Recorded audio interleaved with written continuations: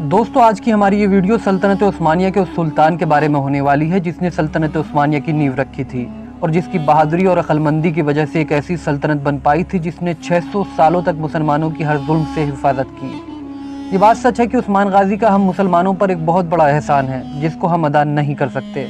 जब मंगोलों और ईसाइयों ने दुनिया के हर हिस्से में तबाही मचा रखी थी तब उस्मान गाजी ने अपने बाप अर्तुगरुल गाजी के नक्शे कदम पर चलकर मंगोलों और ईसाइयों की हर चाल को नाकाम कर दिया और देखते ही देखते वो मुसलमान के सबसे बड़े रहनुमा बन गए।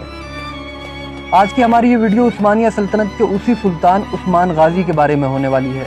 कितने ताकतवर थे उस्मान गाजी, कैसा था उनका इतिहास और क्यों उन्हें सल्तनत उस्मानिया का सबसे ताकतवर सुल्तान कहा जाता है। आज की अपनी इस वीडियो में ये सब आपको बताएंगे। तो अगर आप उस्मान गाजी की ज़िंदगी के हर हिस्से को समझना चाहते हैं तो वीडियो को आखिर तक ज़रूर देखें।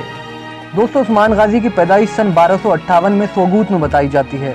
वैसे तो उस्मान गाजी अर्तुगरुल गाजी के तीसरे नंबर के बेटे थे, मगर उनकी बहादुरी और काबिलियत ने उन्हें हमेशा सबसे आगे रखा। कहा तो ये तक जाता है कि उस्मान गाजी अपने वालिद अर्तुगरुल गाजी पर भी हर हुनर और काबिलियत में हाथ रखे हुए थे। सन 1281 तक इन्होंने अपने वालिद अर्तुगरुल गाजी के साथ बहुत सी जंगों में शिरकत की। फिर अर्तुगरुल गाजी की मौत के बाद ये अपने कबीले के सरदार बन गए। दोस्तों कहा जाता है सरदार बनने के तुरंत बाद उस्मान गाजी ने अपने दुश्मन और सलेबियों के किले फतेह करना शुरू कर दिए। उस्मान गाजी की ज़िंदगी से जुड़ा सबसे इंटरेस्टिंग फैक्ट ये है कि वो अपनी पूरी ज़िंदगी में कोई भी जंग नहीं हारे और उन्होंने हर मोर्चे हर जंग में अपने दुश्मनों को पटखनी दी। इतिहासकारों के अनुसार उस्मान गाजी की पहली कामयाबी कराजा हिसार के किले को फतेह करना था। इस किले को फतेह करने के बाद उनके दुश्मनों को ये बात तो साफ तौर पर समझ आ गई थी कि उनकी लड़ाई किसी कमजोर से नहीं बल्कि उस योद्धा से है कि जिसकी रगों में अर्तुगरुल गाजी जैसे महान योद्धा का खून दौड़ रहा है। कहते हैं उस्मान गाजी की इस फतह से सल्जूकी सुल्तान बहुत खुश हुए और उन्होंने उस्मान गाजी को कराजा हिसार का किला और उसके आसपास की सारी जमीनें जागीर में दे दी। इसके बाद उस्मान गाजी को इस इलाके में अपना सिक्का जारी करने की भी इजाज़त दे दी गई। यानी कि अब तक ये बात साफ हो चुकी थी कि तुर्क के उस इलाके में उस्मान गाजी एक बड़ी ताकत बन चुके थे। और आखिरकार सल्जूकी सल्तनत के बहुत कमज़ोर हो जाने के बाद सन 1299 में उस्मान गाजी ने अपनी सल्तनत का ऐलान कर दिया, जिसको बाद में दुनिया में उस्मानिया सल्तनत के नाम से जाना गया।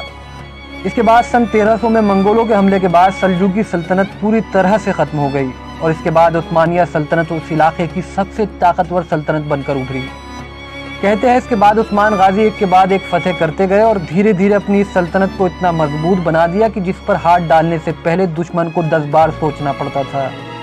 दोस्तों कहा जाता है उस्मान गाजी का मकसद सिर्फ अपनी सल्तनत को फैलाना नहीं था और ना ही किसी सल्तनत को हराकर उस पर कब्जा करना था। उस दौर में दुनिया में मंगोलों का खौफ बहुत हुआ करता था। उनके निशाने पर हमेशा मुसलमान रहा करते थे, लेकिन उस्मानिया सल्तनत के वजूद में आने के बाद ये खौफ बहुत तेज़ी से ख़त्म हुआ। जानकार कहते हैं कि उस्मान गाजी का मकसद तो मुसलमानों को इतना मजबूत बनाना था कि वो हर जुल्म ज़्यादती का मुकाबला कर सके और मुसलमानों पर जुल्म करने की किसी की भी हिम्मत ना हो सके।